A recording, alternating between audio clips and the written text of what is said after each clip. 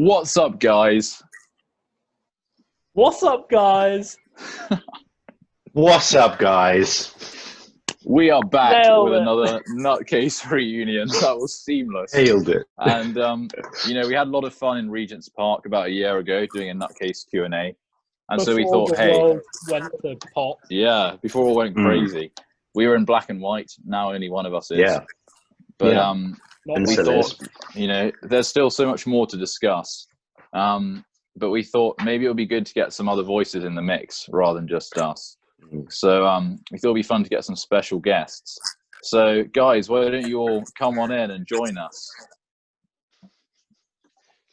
I mean, Get the lights on, Yeah. cameras. Yeah. Let's go. Come on. There. Boom, boom, boom, Everyone's boom, boom, here. boom. Hey, whoa, there's so many special guests. Crazy. I don't know if that's everyone yet, but it's definitely more people than there were previously. We definitely didn't intricately plan this before starting. Definitely not. I was so tempted when Hunter was like, pretty spontaneous. I was so tempted to just leave him there. Just not turn the camera. Oh, dudes. So who have we got? We've got Ben, who plays Ace. We've got Crimey McCrimerson, also known as Josh. We've got Ian, who plays Macadamia, the inspector. We've got Judge and Somerset landowner and whatever else he was. We've got Helena Bose, who plays Serafina Mond, my sister, famous for working for Interpol and being a world-class detective. We've got Smythe the Fourth himself, Henry Kirk, in full costume. Oh, no, I haven't got the trousers on. It's casual Tuesday. Good to see. Are we sure that's Smythe the Fourth, or it could be the sixth? Oh yeah, or which? That's a good point. Which iteration are we up to? I guess it's 4 today. And then we also got Eve, who plays Al's poker competitor in the casino episode. And we've also got a special guest in the form of Lotta, who is a real-life fan of the Nutcase, to come and ask us some questions and give our show the legitimacy which it shouldn't really have, by seeming as though people actually like it. So, There are people who like it. well, there's you at least, Lotta. So it's better than nothing. One fan. Yeah, there's one fan. It's quite good that we can reach the entire fan base in a single Zoom call. They're all here. I might hand over to you, Lotta, if you have a fun question for everyone to start off with. Okay, well, for everyone, I guess I could ask, were all of you friends before the Nutcase began, or how did you all get casted into the Nutcase? It's an excellent question. Yeah. Yeah. Well, I'm pretty sure, Hunter, like, you just asked me if I wanted to, like, come around one day and just film some absolute nonsense. Yep. And essentially that's how it started. But we were in a lecture together, right? Or like a tutorial. Oh, we were. It was We were in a history, wasn't tutorial. it? Yeah. Because Josh was also in it. Yeah, And Josh. Yeah, but I knew you from before. Oh yeah, true. I already knew Josh. But like, I get confused because I had like 4 tutorials in the same room. But I feel like there was once a tutorial that was me and Ben and Josh and Henry Kirk and Henry Bennett. Wow. But it could have been 2 different ones. But that would be 5 Nutcase alumni in one tutorial. So I'm pretty sure I've never been in one with the both of you. I don't think. fair. We Crazy did times. do Ben, Hunter, me, and Bennett in one. Yeah. So that's 4. Yeah, you're right for what an ancient history one. Yeah, so yeah, because we Josh and I got you involved in Calorat to come and do silly improv with us. Yeah. And then because I actually found the original message that started off the Nutcase, because I just created a group chat, added some people to it who I thought might be keen, and I was like, the Nutcase, a new series, shooting begins tomorrow. Come to my house 3 p.m. And then I was like, oh, Ben, please can you bring your camera because I don't actually have one. And then you were like, yeah, sure. And so then you ended up holding the camera, which is basically where the entire character of Ace came from. Yeah. Because we were like, someone has to hold the camera, so it might as well be Ben, and then you might as well be like a filmmaker in the story. So, but And yeah, he became so integral, which is the funny bit. Yeah, I like to think of Ace as the main character because like you wouldn't see any of it without his perspective. Well, my favorite parts of the whole thing are where we did those like cutaways where I'm just using it like this, and actually you can see me do that. It's so fun. That's so good. Every time. And Josh, I'm pretty sure Josh filmed those bits. So yeah, good times. How did everyone else get involved? Helly, how did you join the Nutcase? I actually can't remember. To be honest, neither can I. Yeah. I think when was it? It was. Yeah, actually, generally can't remember. I imagine Hunter asked me to do it, and I said yes for some reason, and here I am. But I can't remember. Yeah, I can't really remember either. Yeah. I think there's this kind of trajectory where you ask someone to be in the Nutcase, and they're like, "Yeah, okay, that sounds fun." And then it gets close to the time, and they're really excited. And they're like, "Yeah, I can't wait for tomorrow. See you there." And then they're in it, and it just kind of goes like this, where they're like, "What have I just done? Why did I do that? I'll never be in this show ever again."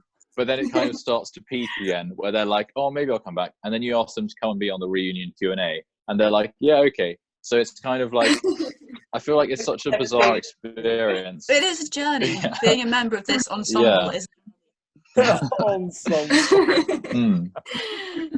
Rabble. Yeah. So were people cast specifically for roles, or was it kind of just like you had your friends and then they kind of fell into the roles, or? It was definitely we just grabbed whoever was available. And like, the roles developed over time, 100%. Like the beginning version of the roles were like they're nothing like what they were later. You know, I'm just some random guy, and then like I don't know, and you know Ace as well.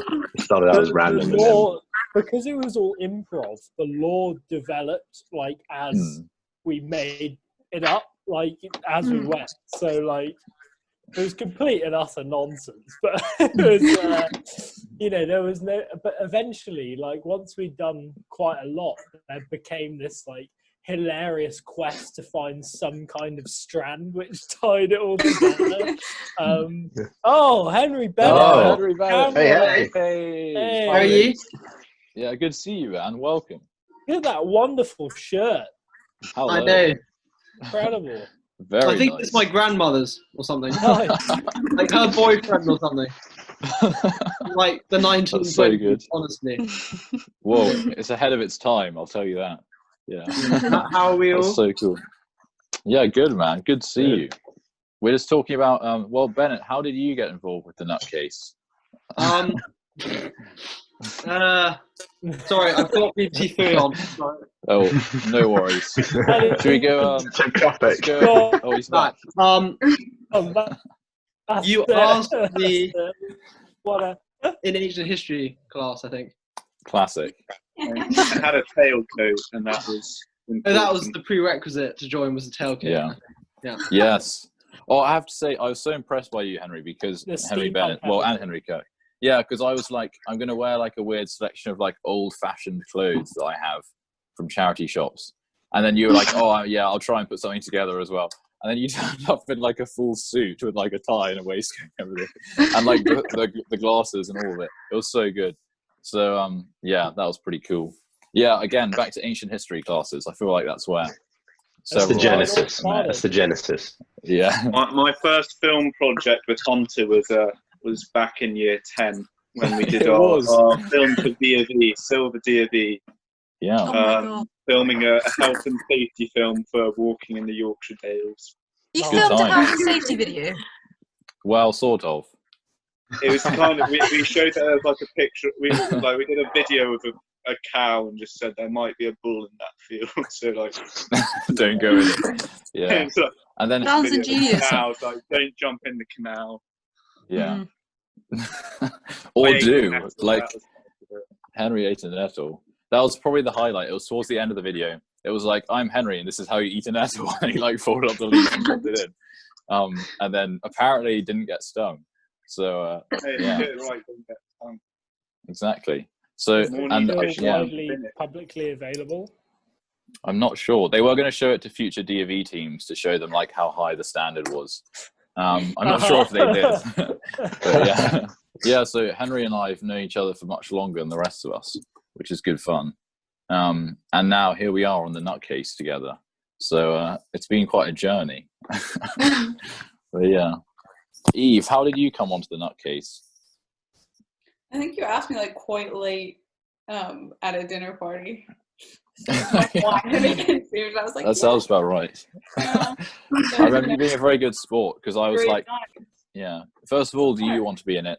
But also, can we film it in your house?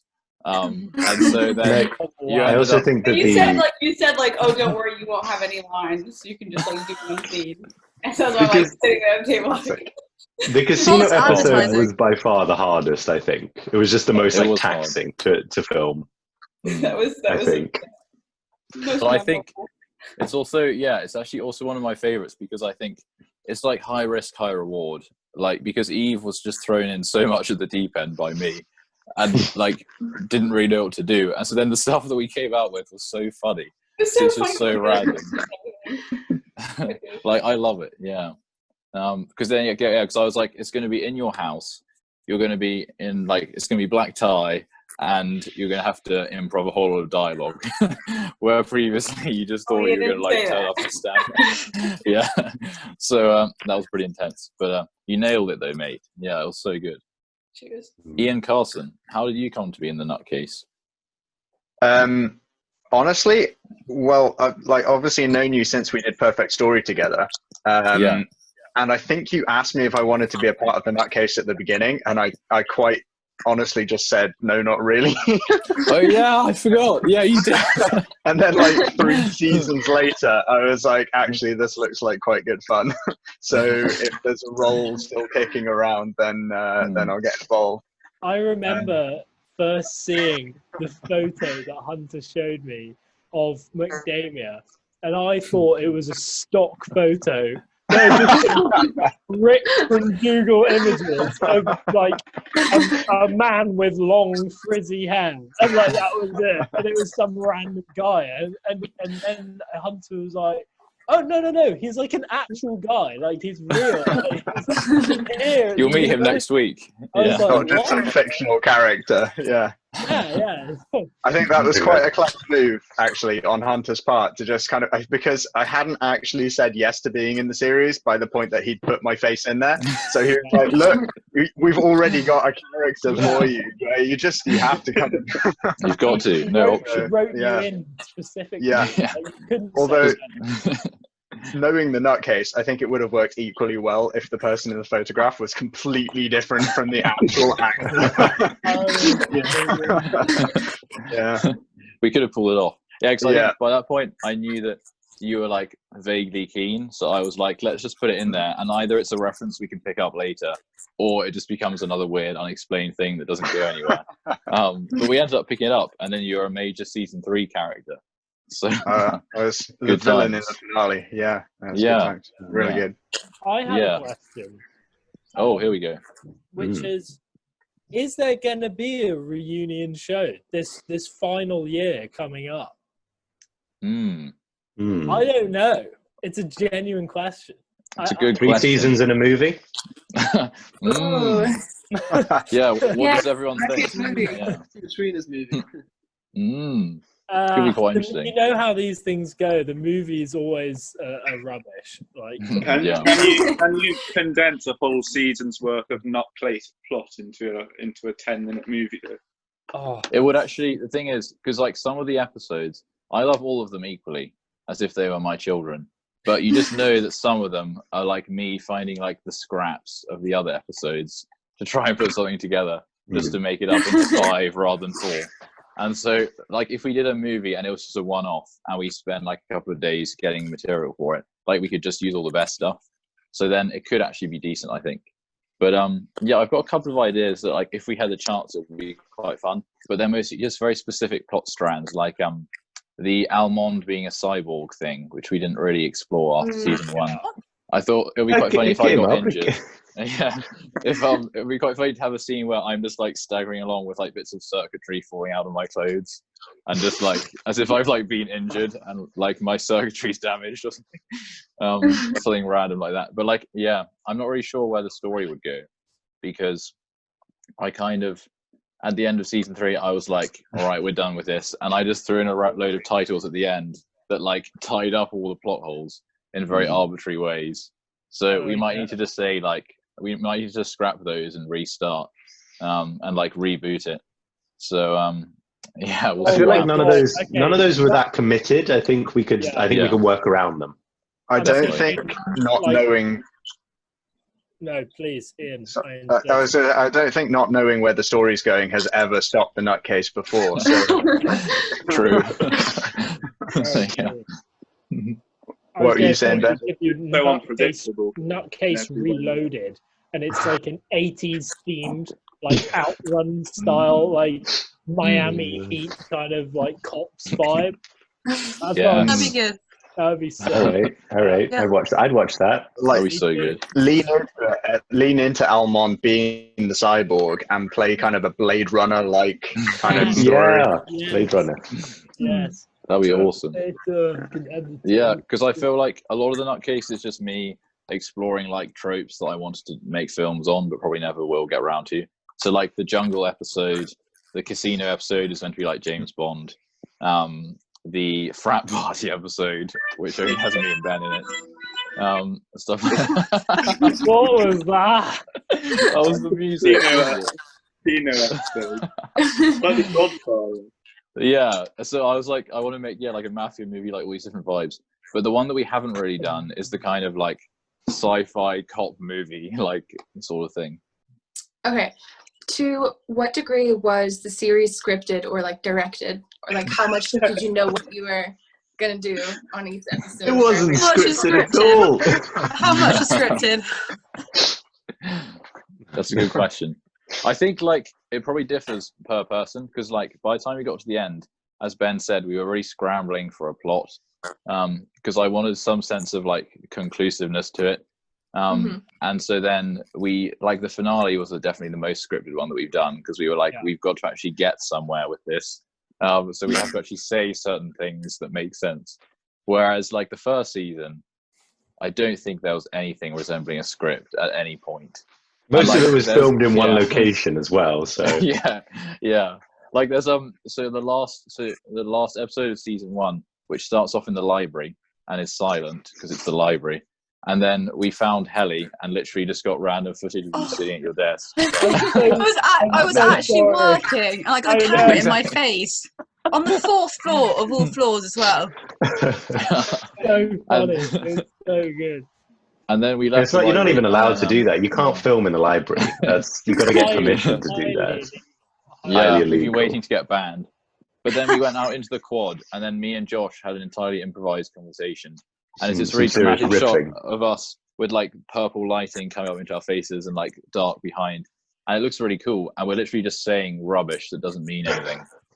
We're just like exchanging sentences, and like it's not scripted, and it was one take. And I think it looks great and it sounds great. But if you start listening to what we're saying, they're just stock phrases that don't mean anything. So it was a lot of fun, that one.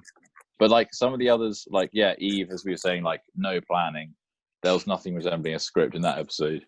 I didn't even realise it was supposed to be ad-lib. Like I thought, because you told me what to say when I opened the door, and then we got to the top and it was still filming.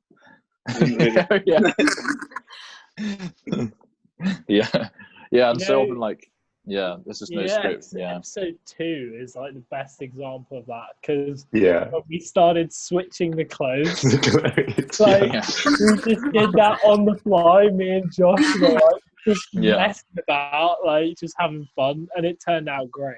But it's so funny. Like, we were cracking up the whole time. It was basically, we just essentially followed whatever ridiculous thought we had in our head in the pursuit of making it vaguely funny, which a lot of it isn't, but like it's funny to us because we were there. Yeah, That's yeah, kind of exactly. Honestly, the outtakes themselves are probably as equally as ridiculous as the stuff that we actually put out. So you could probably make a whole nother nutcase with all of the outtakes. Yeah, that would be oh, definitely. similar.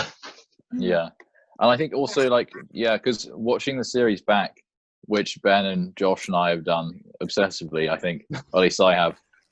Like we've started to. It's like watching the show has impacted our memories of making it, because like what you're watching on screen is literally just a video recording of exactly what we were doing.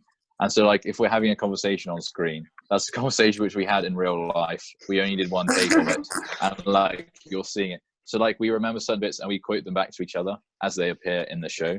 But then I think what we've forgotten about is all the other conversations we've had, which if I were to go onto my hard drive, I could probably find them. And I'd be like, hey, like, because they didn't end up in the show, but they're all there somewhere. So I think like the bits we remember the most now are the ones that made it into the final cut, because it means that we've like played them back and they've become in jokes for us. But like there must be so much other stuff that we've forgotten about, which just didn't make it into the cut. I think, you know, the steampunk episode, the amount of like weapon types we went through, like, oh yes, the type 75, and then like endless string of random numbers that Henry and you were going through and as well. Like, it's just so good. Actually, there's one so bit rubbish there. You know when Bennett does like the contactless thing where he taps Josh's head? That was actually one part of a much longer sequence where he like taps his head, it in my mouth, puts it in his mouth, Yeah. taps his head again, like taps his hand. He does it like 4 times, but I just used one bit of it. So it's like these really long sequences of such weird stuff.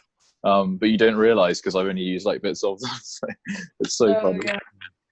Did you have acting experience before the Nutcase, and in Ben's case, filming experience as well?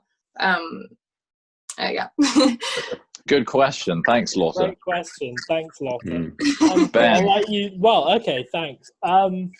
In my experience, have I acted in school plays? Yes, once. Was it any good? No. Have I filmed before? Yes. So I could do that. I don't know if he's frozen or stopped. Yeah. Have I frozen? A little bit. Hello? Oh, You're there. My internet connection is unstable. Uh-oh. We can hear you. Go ahead. Go ahead. I don't know where I was up to. Have I filmed? Yes. I've done some filming before and stuff like that. Into photography and videos and stuff like that, and obviously with the drone that helps a lot. So yeah, it was a nice fit. The stuff I was doing behind the camera was just kind of like a bit of a laugh, like sort of playing off the other actors, if you want to call them actors. But yeah, just kind of having a bit of fun, and that's sort of how it started. Like especially the stuff with Josh, like on the train with Hunter as well. We're just messing about. Like I just love trying to make them laugh and crack up, and so that's kind of what I enjoyed the most out of it. So I guess you could say I'm a classically trained actor. Yeah. To conclude, Hunter, take it away, my boy. Yeah. So I think. Well, I don't know. I had some acting experience, not really. I hadn't really done anything significant since primary school, and not really much then. But I think it was more the fact that because I love making films, I'm like I'll do whatever's required, whether that's in front of the camera or behind the camera. And so I really wanted to make, because having made like The Perfect Story, which was great fun, it had like a whole cast and a whole crew. And then having made or tried to make Calarat, which was very ambitious, had a whole cast and a whole crew, but didn't get made because it was too ambitious and we ran out of time and didn't plan things as well as we could have. And so then I was like, is there a way that we can not do any planning and just make something totally improv so that whatever we achieve, it's progress? Because with Calarat, it's like I had such high hopes and I put so many thoughts into it and then didn't actually put them into practice properly, so it never got made in the form that it was originally meant for. Whereas for this, I was like, what if we just put in no preparation and then see what we can do? So I was like, all you need then is a bunch of people in a room who can kind of bounce off each other, and then film everything, and then just edit it so that you're just taking the best bits. And so then in that case, I was like, all right, I'll try and lead by example then. Like, I'll create a character for myself, put people in the room with me, and then they can bounce off me, rather than just like me pointing the camera at them. So I was like, all right, Ben, you hold the camera, I'll do something weird, and then Josh can respond. And then when we brought in Darcy and she responded, we brought in Helly and she responded. And then Ben was also responding from behind the camera. So I'd say I in couldn't this help case it myself. was, It was so tempting. and it was perfect because it developed so well as like this different character dynamic. And so I think for me it was kind of out of necessity. I was like, I just want to make a show. I love attention, so I'll happily get in front of the camera. And I quite like to dress up as a detective, so I put on like a tie and stuff. And I was like, now I'm Detective Almond. So it was just kind of me being silly and being like, I want to do this for fun, and then just kind of doing whatever was required to that end. And so yeah, so I think like when I first showed it to my sister, she was like, oh, I didn't know you were into acting. And I was like, wait, are you referring to that? That's not acting, that's just me being an idiot. And she was like, well, like it's comedy and it's funny. So I was like, thanks. So I think it was more like I'll do stuff in front of a camera, and then afterwards I realized, oh yeah, I guess you could call this acting, and yes, I quite enjoy this. But it was more like just the compulsive need to create content. So I was like, we're gonna need some characters, so I guess I'll play one of them. And then also Josh, because like both of us have been getting quite into like writing and directing and whatnot, as you may know. And Josh was quite keen to like do stuff behind the camera, but then for this he ended up being in front of the camera, being an idiot with me. So yeah, what was it like for you, Josh? Because you actually have had more acting experience. I wouldn't say I have more than anyone else, but yeah, no, I also did school plays when I was younger, but I think I was quite good actually back in my time. If I toot my own horn a bit, and I really loved acting. I really do love acting. It's really fun. I'm more like, but the thing that really appealed to me about it, and it's always appealed to me about it, is the kind of the relationships that you create with people during the process, because you spend a lot of time with people, and yeah, exactly, you become good friends with them.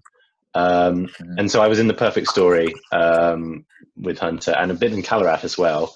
And those are my very much in Calarat in the end. Those are my two probably only serious soirees into before in front of the camera, serious stuff, so to speak. But in terms of the Nutcase itself, I never really kind of thought of it in terms of like a film itself, or like a series. I've thought of it more as we're just screwing around, really. And that was what made it really fun. And it was more the vibe that I really loved. So I kept asking Hunter, I'd like to come and like do some more of them, because I just love messing around and stuff like that.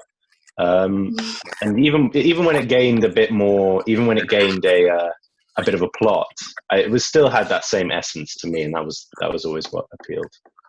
Wait, when did that happen? What? Wait. Towards the end. Oh yeah, yeah. Never mind. No. Yeah, there definitely wasn't a plot. Yeah. Wait. What? Yeah. Sort of a plot. It was like, I think, yeah, because I think the first 3 episodes are all taken from the same afternoon of shooting, and so then anything after that was like we'd consciously chosen to go and do a second shooting session or a third shooting session.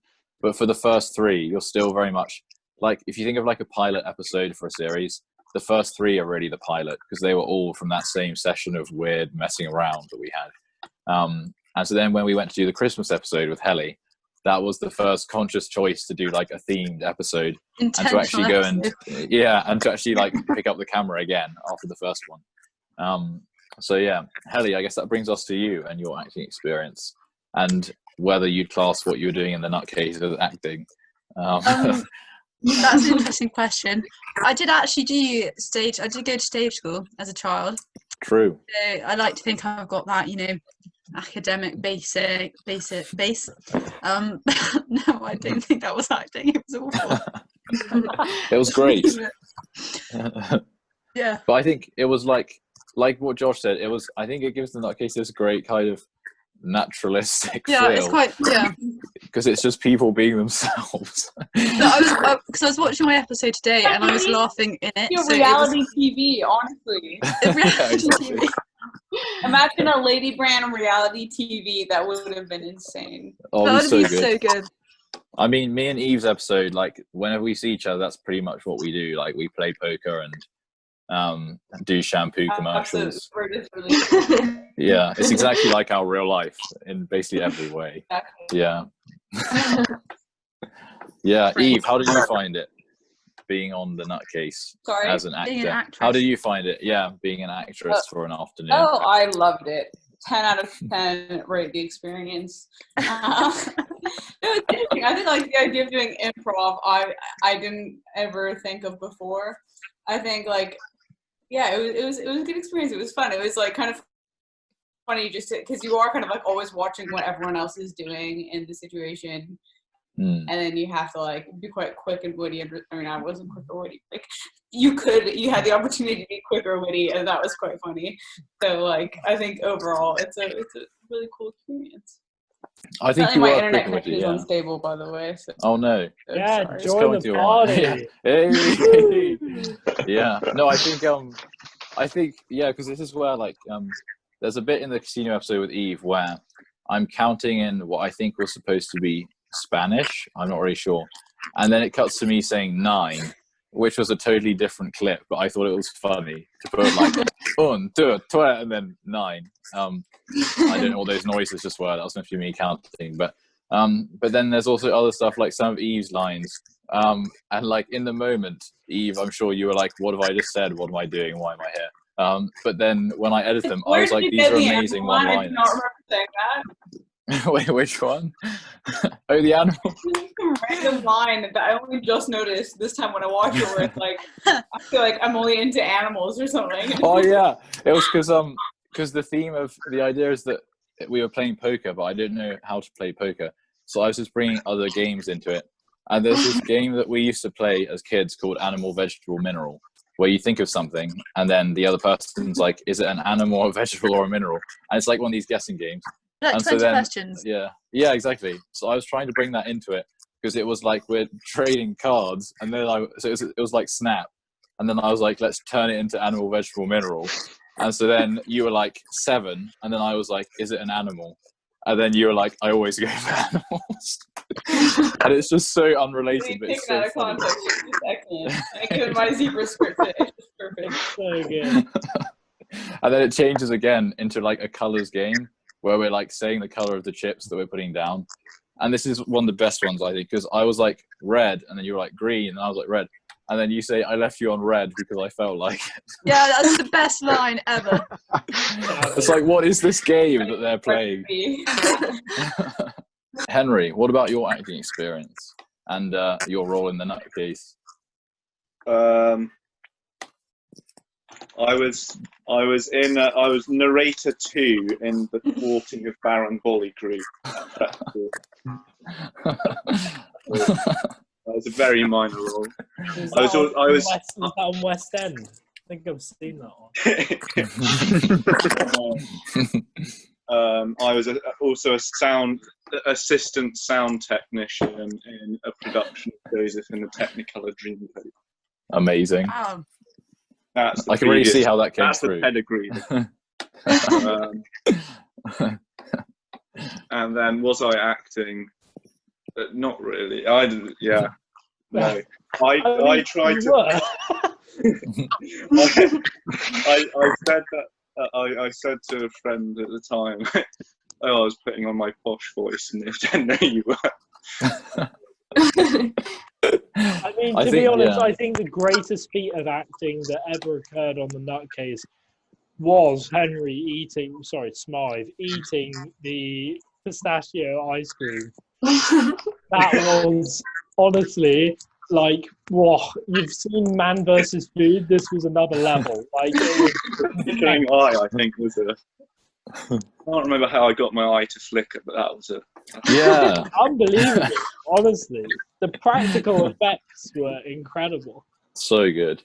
Yeah, because I feel like Henry, yeah, a lot of the stuff that you did was just like you doing random stuff, and then it's just crucial that we keep the camera rolling in those moments, because then you get random stuff that you can put in a musical montage. So it's like you're on the typewriter and you just go like and look at the camera, and it's just so weird, but it's so good, and it just fits perfectly. But yeah, also like the ice cream eating, because that was a very long sequence that I cut down quite a lot, of like me on the sofa with the notebook, and then I was like, oh, quick, Smythe, eat the ice cream. And then you just went for it, and then that turned into a whole long sequence, and you just kept eating, and Ben just kept filming. So funny. I just couldn't believe what he was doing. I just couldn't believe it. I was standing there with the camera while this man just consumed an entire, like, 2-liter vat of pistachio ice cream. How did you get pistachio ice cream in that quantity? Honestly, who knows? Somerset. Like, Hunter turned up with the ice cream. Yeah. I thought you actually cheated that, to be honest. I thought he'd eaten a bit and then you guys had shared it out or something, or maybe like he didn't get any. ate the whole thing. Yeah, because I remember I ate quite a bit of it, because we did like several takes, which we don't normally do. But it was the takes of slightly different things, and they were all just like me talking to Ben while I sat on the sofa. Yeah. And so I was just eating, and we were like, next take. And then eventually Josh was like, whoa, slow down. And I was like, what? Oh, because I just eaten half the time without realizing. So Josh was looking out for my health. And then, but then it was because we were rolling, and it was, I just have so much respect for Henry carrying on the improv, because like you could have cracked so easily when I just threw the ice cream at you with like the spoon that I'd just been slobbering all over, and I just handed it to you, and I went, quick, Smythe, eat the ice cream, and you did, and you kept eating. It's just so funny. And like you could have so easily stopped. Dying behind the camera. It was so great. It was so fun. It was like watching a car crash in slow motion. Yeah, very much like can't that. look away. Death. Did the death actually get into it? Yeah. Yeah. I remember being dead, but I'm not sure. And he calls Elon Musk to get a new version. Exactly. Yeah. That was actually, I think the Elon Musk joke was one of you guys suggested it, and I didn't really know much about Elon Musk at the time, so I didn't realize why it was funny, but I was like, whatever. And so that was where like one of you suggested a joke, and I was like, all right, fine, as though you turned on the camera, and I was like, hi Elon. And now it's one of my favorite bits because I get the joke now. But at the time, I was like, who's Elon Musk and why do I have to do this?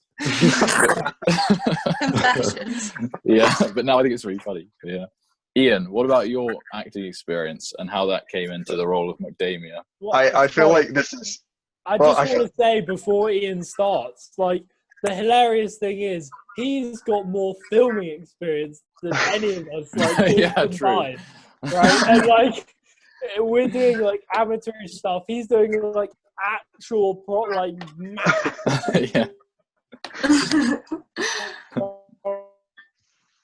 He's frozen out of excitement. We lost Ben. Oh, you got too excited. Yeah, we've lost you, Ben. Oh no. Back. Oh, Hello. No, you're you're back. not. Vague Go whispers. Are you on back? without me. You're Oh, back. he's Go here. on without me. Give us the camera. I feel like my answer here is just completely different to everyone else because I've done a fair bit of acting and, as Ben said, like lots of different filming stuff as well.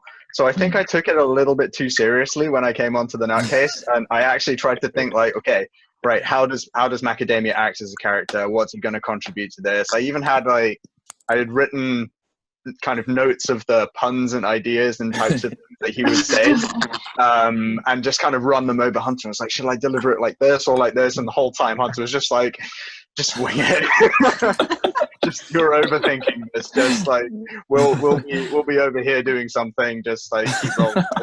It just kind of happened. So yeah, I took it a bit seriously, but came out right. But it was great. Like, it was I remember perfect. walking into that room in uni hall, and you were carrying those cards you had with you, which had like the speech on, which you were gonna do.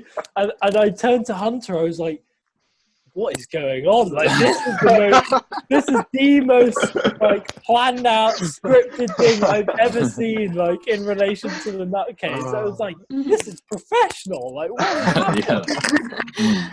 Crazy. But I think it was epic. I think again, it was kind of one of those things of like all the ingredients coming together perfectly, because it actually meant that the macadamia's character is much more measured, because your lines were to some extent planned. And so then when Al is just constantly like breaking down, and like the murderer is constantly on the edge of like going insane, and Ace, like, who knows what's happening with him, whereas macadamia is like, he's there to do a job and he has specific things to say, which you did, and so it came across. I kind of felt like the character had a kind of a meta narrative in that sense, in that the entire Nutcase was silly the entire way through, and then smack, here comes this character who's actually based in reality, who not only brings Almond into kind of this new sense of reality, but the whole show itself just gets kind of snapped into place. So yeah, absolutely. That wasn't intentional, but it kind of felt like that in the end. Yeah, it's so cool though how it kind of worked out. Yeah. I thought it was really impressive, the acting, actually, like the way that you transitioned from being the judge to like the prosecution, and then even the walk, when you were doing the walk to the courtroom, was really convincing. I was like, that was really good. You walked with so much like gravitas. You were like just like I walked in slow motion and then you slowed it down. So this is like a few just in one, I guess. So like, what sort of audience was the Nutcase intended for, and how was it received by like that audience and your friends, your family? And have you been like recognized around town from Imagine. fame, things like that? Ben or Hunter? I'll start before I freeze again. Right. Wait. I remember the second part. Well, just say the first part again. So did you intend the Nutcase for any particular audience? And got you. Yeah. No, I didn't intend it for any audience. Like, the only reach we were gonna get was with our friends, and even then, like, it's like, it's funny, but it's only funny because it's kind of like an in-joke, funny kind of thing.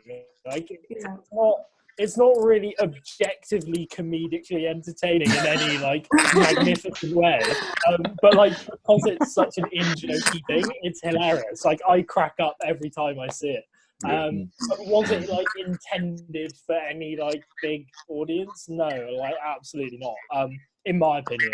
And then like the last part of the question, I think like it's funny because like I have actually been like recognized around town for it, but not like in a like random person way. It's always like a friend of Hunter. Really? He's like, oh, that's Ace. Also, side note, one very small niche within the Ultimate Frisbee Club is like massive fans, and anytime I turn up to an Ultimate Freeze, they'd be like, oh, it's Ace Nutcase, just like in an ironic way, and it would crack me up. Like, I loved it, so it was funny. It's really good times. Anyway, Hunter. I want to hear what you guys think of this question, actually. Especially if you've ever been recognized for it, or like how your friends and family have received it. So like, Josh, what's your experience with it? Ben hit the nail on the head with the audience thing. We didn't intend it for anyone specific, probably just ourselves and friends. That was about it, because in the end, like, most of them are jokes that are so self-contained within the place that they were made that they just most people just don't get them. They're just like, why is that funny? You're just dicking around. So I don't know, I guess that sort of thing. I don't think my parents have actually seen it, to be honest. Whereas they have seen Sweet Sicily, not because I didn't want to show them, but because, I don't know, I just never got around to telling them about it. Because like I said, like, I never really saw it as like having an end product. I mean, I know it was going up on YouTube, but like, for me, it was just like in the moment fun. So I never advertised it. And I've only been recognised when I'm with Hunter, and Hunter's like, "Ooh, this is my friend who loves the Nutcase," and they're like, "Oh, you're that dude," and I'm like, "Yeah, I'm that dude." When I was teaching in Poland last year, people did a little stalk of my Facebook, and because I don't share a huge amount, they found my episode in Nutcase. They loved it. One of them does some like comedy rap in America, and he wanted to do a collab between Stu and Smith. That's amazing. Incredible. I don't know if my parents have seen it. Probably not. Anne is obviously a fan. I mean, everyone that is gonna watch it is gonna love it. Frankly, you know what I mean. It's just about exposure. I think we need like a of course something like that. You know. Because I feel like the episode we did with Eve was so funny because it was actually unusual in that we had a bit of a behind the scenes crew of other friends and family who were not on camera, but they were in the room. Yeah, and Kiara was just there, like on the sofa watching, and so that added a whole new level to it because we were all trying not to crack at all the weird stuff that was happening, but they were all there, like absolutely, like trying not to laugh, watching us like behind the lights. And so it was like a full-on studio experience. And then, but it meant that they'd all witnessed the absolute carnage that afternoon was. So that means everyone's so like way more impressed with it now. Yeah, the exactly. Product, you know. Because they all thought it would. They were like, "We have zero faith in this. Like, this is either going to have to be reshot or binned. Like, there's no way this is going to make it into any kind of a final cut." No one. And then when they watched it, I remember Hector was like, "What on earth? Like, this is an actual video that you've created out of like the rubbish that I saw you doing in that room. Like, what's going on?" He was so worried about his poker jokes. Yeah. It was so funny. R.I.P. my banana. Yeah, apologies. And the poke chips. But yeah, I think everyone that like watches it enjoys it. So that's good. Oh, nice. Yeah. Yeah, Ian, what's your experience been? I was going to say last summer I had my girlfriend, my housemates, and a few other people who just all sat on the sofa and watched the entire thing from start to finish. And the first kind of 10 minutes, the only response was, "What is going on?" And then after about kind of, another couple of episodes here and there, they're like, "Oh yeah, actually this is good. Let's get another beer and watch the next episode." And then by the end, they're like, "Okay, yeah, that looked like a lot of fun." So I think whether or not people really relate to it as an artistic storytelling piece of mastermind, film work, the amount of fun that was had making it brushes off on everyone. I think that's why everyone enjoys it. So I think, Hunter, if I remember correctly, like after the second season, like you came to like my flat to like eat some food, and we showed it to my flatmate Nat, who really loved it. Yeah, we did. Yeah, if you remember that. Yeah, she actually messaged me the other day because I asked if anyone had any questions, and she said, "Yes, can we have another viewing session when we're allowed to?" So I was like, "Absolutely." Yeah, because that was really fun because that was before we made the third season. So yeah, I think so much of it is just wrapped up with like happy memories of us all being together and doing funny stuff. So I totally agree with you, Josh. Like so much of it is about being in the moment. And then I think, especially for me, like I think it's going to be such a nostalgic thing because if it's like, what was I up to in my second year of university? Well, I can literally watch a chronological record. Yeah. Well, I was in the library for one of the episodes, Helly, but so like I can literally be like, what was I up to in November? Oh yeah, like those are the clothes I was wearing. Those are the jokes I was making. That's the music I was listening to because it's all in the episodes. And like these are the people I was hanging out with because they're in the episodes. So it's literally like a snapshot of my second year of university, which is quite cool. Awesome. What's something that you can take away from this experience, or what was most rewarding about this project for you? Oh, that's a lovely question. Yeah. Very nice. Ben? Yeah. I think. Well, I'm gonna steal the one that everyone else is gonna say, which is like the happy memories and just like the funness. Like it was just the ultimate best time, like hands down.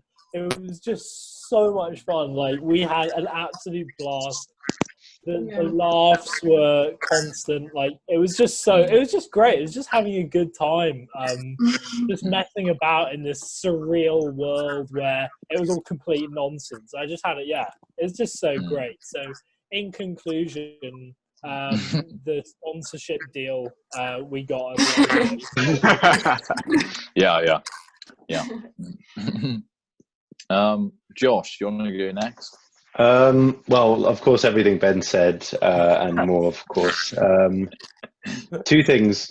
Well, actually, I'll say one of them because I don't want to steal if someone else wants to say it. But one really big offshoot of this was because especially you, Hunter, and Ben and me, we kind of, as in we came together in this in sort of a collaborative way. The result was Sweet Sicily that came out of it, which was quite an amazing project. And if we're talking about legacy of the Nutcase, that's quite like a nice offshoot. If you ask me, like that wouldn't have happened if it wasn't for this.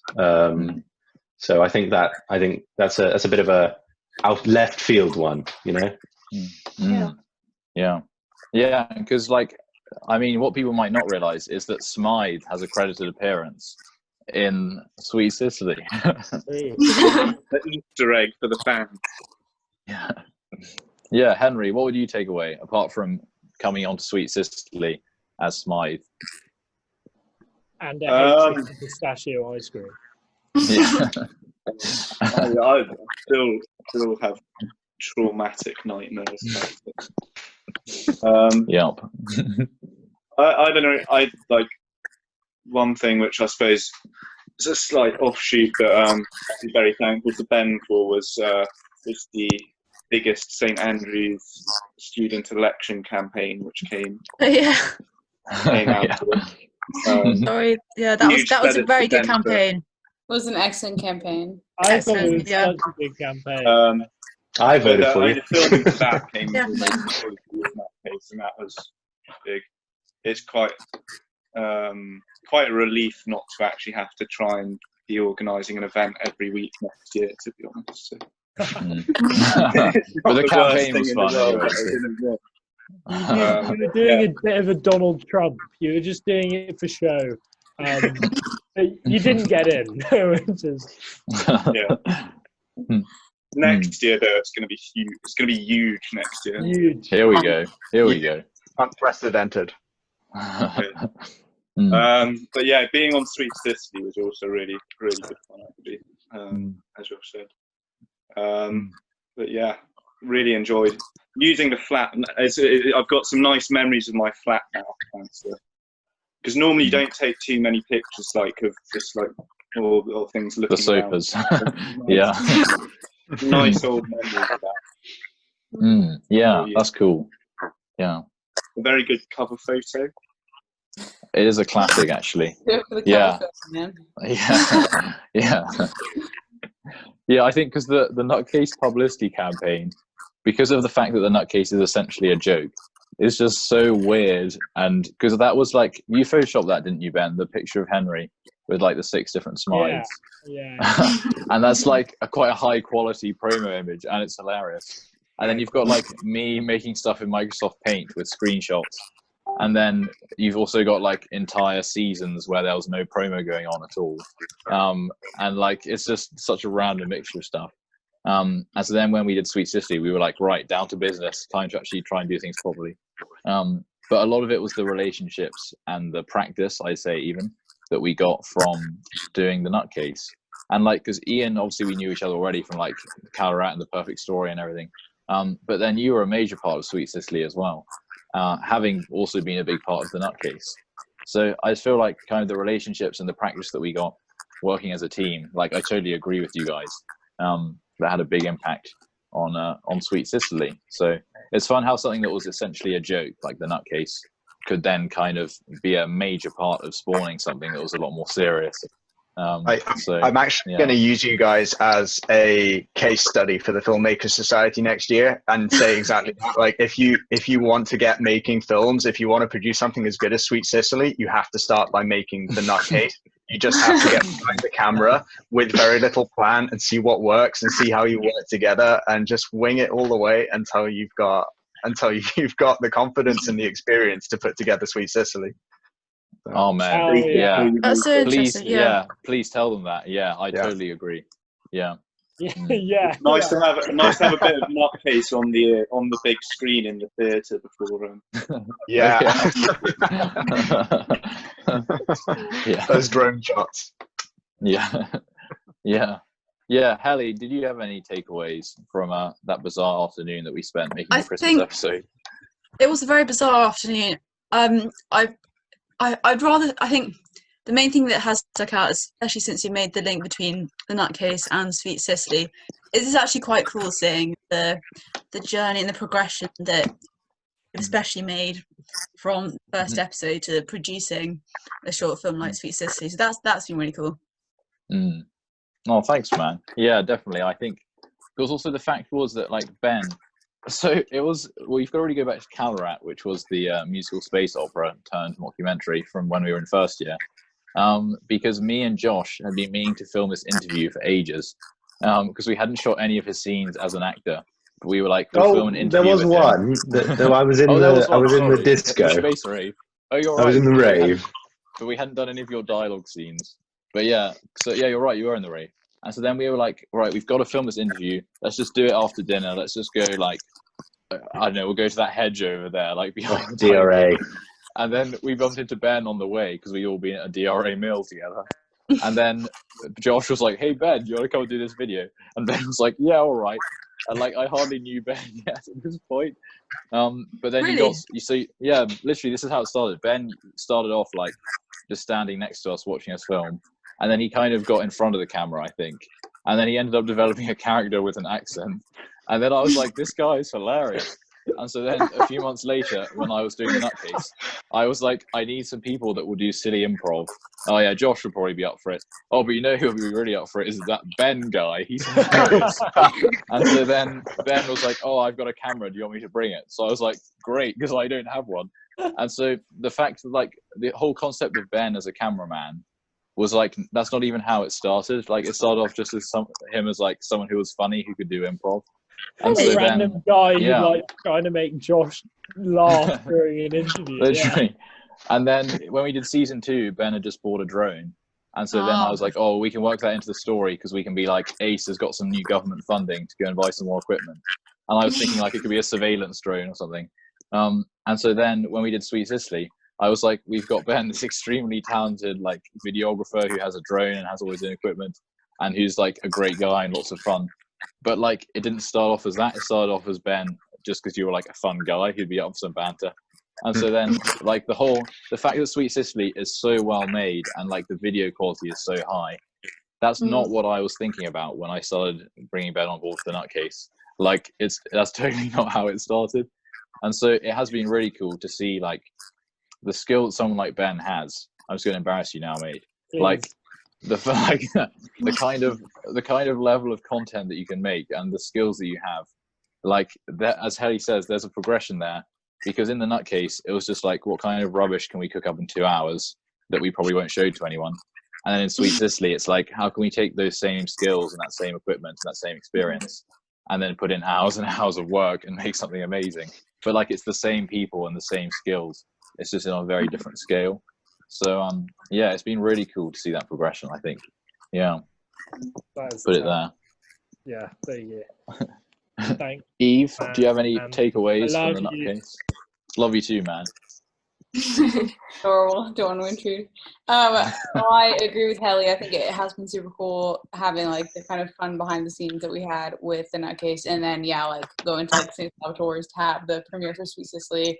Quite a fun, juxtaposition. So it's been really cool seeing you guys all do your thing, and it goes so well. So yeah. Thanks so much, mate. I've got this. I don't know if I've got it saved or not, but I have this tiny fraction from someone's Instagram story at the Sweet Sicily premiere. And it might have been like Kiara or Helly or someone. And it's just a shot of me, Ben and Josh standing in front of the screen with the big Sweet Sicily poster behind. And then it's just like whoever was holding the phone is just panning across. And then you hear Eve sitting next to them going, I remember when I was in the Nutcase. It's just like I definitely didn't know that was in there. That's so awkward. That's so funny. But it's perfect. I can't remember. It might be like we should Kiara's try and story. find that. That's actually quite That's funny. actually good. It's so good. Because My it's only like claim to shame, Hunter. I mean, that's the real legacy. Mate, claim it, absolutely. Yeah, like I was like, this is what it is. It's like us dressed up, having a great time, really proud of something we've created. But then it's also the fact that at the end of the day, like we're just a load of friends having fun. And like Eve's there at the premiere as a guest supporting us, but she's also there as someone who was in the Nutcase, who's like part of the crew. So Really? it's just well, literally, yeah. So I think it's just such a fun kind of, like, you can put something on and you can try and make it really professional and be like, look at us, we made a film and we're really proud of it and we're in a lecture theatre putting on a premiere. But at the end of the day, we're just a bunch of friends, and like everyone in the audience. It was quite cool to actually go from posting YouTube just on Facebook to having, especially with Sweet Sicily, to having your own premiere. It's pretty cool. True. It was. In School 3 of all places, the best lecture hall. Yeah. Ooh. Yeah, we got very lucky.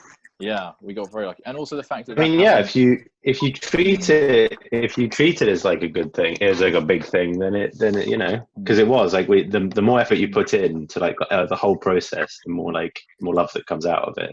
You know how the piece itself. What's next for the Nutcase? Like, what is there anything? I don't know. I really want to do something because like I don't have as many commitments as I had this last year. Like I know that third year kind of hit us really hard. And so hopefully fourth year can be a little bit more like relaxed, like at the beginning at least, maybe. So maybe if we like come out the gates and like make something really soon. Like as soon as we're there and everyone can like get involved and stuff while we're not busy, that would be awesome. Like I'd love to do something like that just to have like a final thing, because then it will have tracked across like 3 years, which will be like sick. Really cool. So I'm super down. Yeah, but an actual face-to-face reunion special. Yeah, exactly. And I think this is also, especially now when we're all stuck at home, like it makes me even more grateful for the fact that we could just run around doing that kind of stuff. And there's so much, and Sweet Sicily as well. Like the Sweet Sicily premiere was literally like the last big social event that I probably went to before the lockdown. A lot of people that I saw that night I haven't seen since, and I don't know when I'll see them again. So, and then also like we played some of the Nutcase episodes on the screen after the premiere. So like that was the last time I watched the Nutcase with anyone, like in that lecture hall. So yeah, it really was. We were very lucky with the timing, and I hope we'll be able to do more once things are back to normal. So yeah. Well, lads, I just wanted to say thank you all, first of all, for coming today, and also for being in the Nutcase. And for being legends. I also wanted to tell you how I met Lotta, because I think I forgot to say that earlier. And basically, or do you want to tell the story, Lotta? No, I'm actually interested to hear you tell it. Okay, so basically, I was at a medic ball, and as you all know, I'm not actually a medic, so I'll let you explain that one yourselves. But I don't know how you guys behave at balls, but I kind of hang out with the group for a while, and then I'm like, let's see how my other friends are getting on. So I just kind of wander off by myself on like a side adventure to go and see if I know anyone else, say hi to them, and then I wander back to the main group. And so I was on one of my small ramblings around the venue, and then Lotta came up to me and went, "You're Almond." Like, sorry. And she was like, "You're Hunter Boydell from the Nutcase." And I was like, "I am." So that was my first and last ever experience of being a celebrity. I thought you said that was your first and last ever interaction, and I was like, what? And I don't know who that lady was, but I've never seen her since.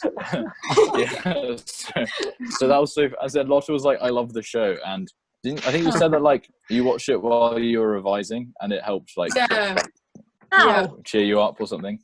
So I've genuinely watched it. I think I've done like all episodes at least like 5 times probably. I've watched it with my sister, my family. I just think it's so funny. Cracks me up every time. Watched it last night. Oh, mate, you're the best. Thank you. Honestly, like, because like I think as the guys are saying, like, yeah, we did it for our friends as a bit of a joke, But then I think often it's when you do stuff with that kind of, like, it's just a group you doing it for banter, that then people who don't even get the inside jokes can actually enjoy it more. Because, like, I don't know, would you say there's a certain authenticity to it, Lotta? In that, like, even though you never met me, you presumably thought I was reasonably funny to watch. Yeah, definitely. Everybody had such a great sense of humor, I think, in my opinion. Like, definitely up my alley, I'd say. And so, like, it really is, like, authentic, as you said, I would say. Yeah, it's just so funny. I love it. Mate, thank you so much. We appreciate your encouragements. And yeah. That's epic. I love that. Wow. Lotta, thank you so much for bringing us some questions today. Thank you for having me. We would probably have just had an incoherent discussion, but instead we had some slight structure, which was good. Kind of like the first Q&A. Yeah, first Q&A. Good times. Yeah. But yeah, does anyone have any final thoughts? Or do you want to, should we quickly say like our favorite episode or like a favorite moment? I feel like that would be a nice way to wrap up. Just to be, or not a favorite, or just like one thing you remember in particular, even if it's like a line or like a little something like that. I'll go first while you'll think. But I have so many favorites that it's quite hard to pick one in particular. But I'm just going to say the first one which came into my head just now, which is it's actually a moment that is repeated because I did like a flashback. It's at the end of season 2. I think it's season 2, episode 4 and season 2, episode 5, where me and Josh do like the clothes swapping thing. And I get a phone call from Helly, Serafina. And then we go and meet my friend Matt, the Yobbo. Yes, who tells us that the Nutcase is over and that we've been wasting our time. And it's just that little sequence where we go outside and we swap jackets. And then I get the call and you can't hear any of it because it's like such a low quality video recording. And then, so like only I know what's being said in that scene. And then we go and see Matt in his car, which is just a random car that we found on the street. And like, it was just so funny. So I feel like that's kind of classic Nutcase of just me and Josh being weird. And then Ben like making something of it with his camera and like the way he interacted with us. And it's just so funny. And then Matt came in as well. And like, it's just such a funny little sequence. And then I used it in both episodes as like a flashback. And then it's like 2 hours later or whatever. So I just think that's a great moment. But any of you guys have any particular standout moments that you remember? Matt's episode was, I remember that being like particularly funny. But I was quite good. My one of the best moments for me was when me, you, and Timo broke into a rendition of "Does Your Mother Nut?" That's the one. That'll always be one of my favorite moments of all time. Totally improvised. One take. That is completely improvised. Yeah. That is a classic. I think it's that episode. Is that season 2, episode 2? Yeah. I think it is. Yeah. So the intro to that episode is my absolute all-time favorite, where Hunter's put the Phil Collins music over the drone shot, and it's sick. Like, it's so cool. Like, my absolute favorite. When I first saw that, I was like, whoa, this is epic. Like, and we're all in turtlenecks and like yeah. And also at the end of that, like where you have the drone shot pulling out as well. Like, oh, it's so cool. Yeah. I love that stuff. Yeah. That was when it was like, we're getting serious now. Like, we've got a drone. I'm spending more time than I should be editing it. Like, we're actually trying to make it look like a real show, rather than just us in my conservatory messing around. There's one other nugget I'd like to share quickly, which was the end of season 1, where there's the final shot is where Hunter's walking up the stairs and he turns around all kind of stealthily and like looks like really cool, but it actually wasn't that. What was happening is someone was coming to tell us off for going inside. Like, you're not allowed to go in there. That's where the graduation's happening. Very embarrassing. Oh yeah, this is one of my favorite editing moments of like how you can use what you've got, because what you don't know is that the reason I edited it that way is because I have one clip, and then as I start to turn around, it goes into slow motion. And so the bit of me turning around is a separate clip, and the first bit has audio. but the slow motion bit is muted because literally at the second I start turning around, someone goes, "Oi, what are you doing in there?" And they start crying upstairs, trying us to leave. And so I mute it just as they're about to yell at us. And so then you see me turning around, and it's this like silent slow motion thing with music. But it's literally just me like about to get told off by one of the janitors. So that was some fun editing that bit. But any last memories, lads? One thing you miss in the Smythe montage is Ben asking me like questions about how I was treated as a and just trying to keep a straight face while just saying I was like regularly beaten by Almond. I forgot about that bit. Back to the island. It got really dark. Yeah, there's some really, really, really dark stuff like behind the scenes, like where there were some threads of like dystopian, like psychiatric issues with Ace. Like it was, that was some great. I love it. It's so good. So good. Well, lads, thank you so much for coming, and I just look forward to doing more fun stuff with you guys in the future. In person. Hopefully in person. Thanks for being on the Nutcase. And thanks to all our viewers, all 3 of you, or however many there are. If you're watching this, please feel free to subscribe to the channel and check out the official Nutcase playlist. There's a Nutcase playlist? Series. Well, so there's a playlist on the channel of like all the episodes in order. Oh, there is also on Spotify a playlist of the music from the Nutcase. But there's a video playlist so you can watch like all 3 seasons and see our gradual descent into madness. So but thank you all for coming, and that's all from me really. Cheers, guys. Thanks, Hunter. Thanks, Hunter. Everyone. See you guys.